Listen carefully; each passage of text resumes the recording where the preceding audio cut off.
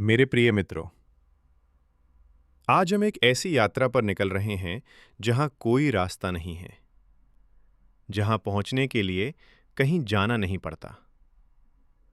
तुमने जन्मों जन्मों से सिर्फ दौड़ना सीखा है, कभी धन के पीछे, कभी पद के पीछे, कभी परमात्मा के पीछे। लेकिन मैं तुमसे कहता हूं, दौड़ना बंद करो, क्योंकि तुम जिसे खोज रहे हो वो तुम्हारे भीतर बैठा तुम्हारे रुकने का इंतजार कर रहा है। एक छोटी सी कहानी सुनो।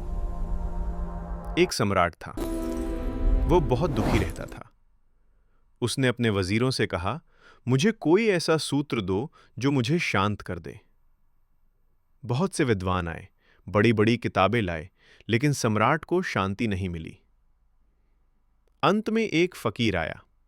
उसने सम्राट को एक अंगूठी दी और कहा, राजन, जब बहुत दुख हो तो इस अंगूठी के भीतर छिपा कागज पढ़ लेना, और जब बहुत सुख हो तब भी इसे पढ़ लेना।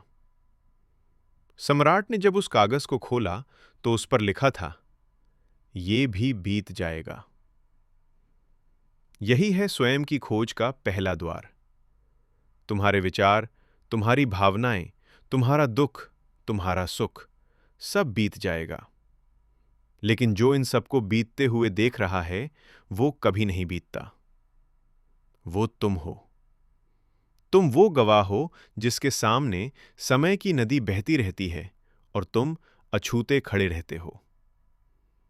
तुम पूछते हो, अहंकार कैसे मरे?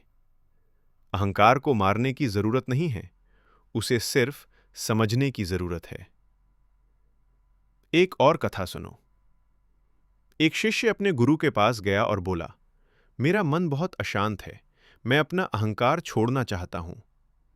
गुरु ने कहा, ठीक है, उसे बाहर निकालकर मेरे सामने रख दो, मैं उसे अभी खत्म कर दूंगा।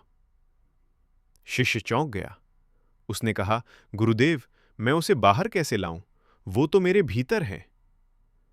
गुरु मुस्कुराए और बोले, इसका मतलब है कि जिसे तुम अहंकार कह रहे हो, वो कोई वस्तु नहीं है जिसे तुम छोड़ सको। वो केवल एक विचार है। जब तुम ये जान लेते हो कि अहंकार सिर्फ एक ख्याल है, तो वो अपने आप गिर जाता है, जैसे जागने पर सपना गिर जाता है। तुम सपने से लड़ते नहीं हो, तुम बस जाग जाते हो। जागो, अपनी मूर्छा से बाहर आओ। तुम जिसे मैं कहते हो, वो केवल समाज द्वारा दी गई एक पहचान है। तुम न तो शरीर हो, न मन हो। तुम वो अनंत आकाश हो जिसमें विचार पक्षियों की तरह उड़ते हैं। क्या पक्षियों के उड़ने से आकाश पर कोई निशान पड़ता है? नहीं।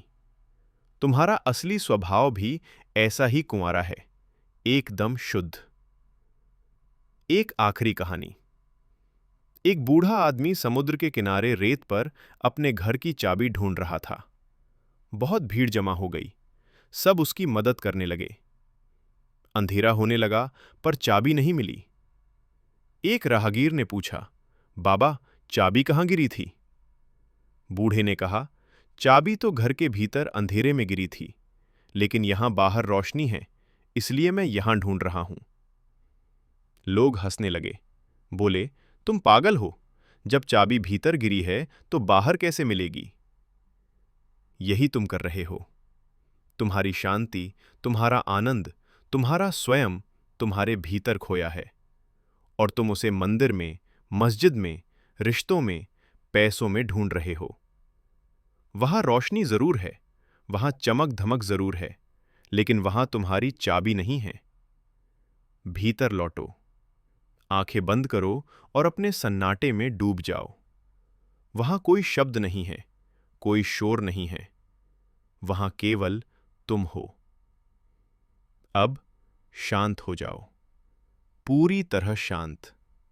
महसूस करो कि तुम्हारा शरीर शिथिल हो रहा है, तुम्हारी सांसें धीमी हो रही हैं। तुम एक गहरे शून्य में उतर रहे हो। इस शून्य से डरो मत, ये शून्य ही तुम्हारा असली घर है।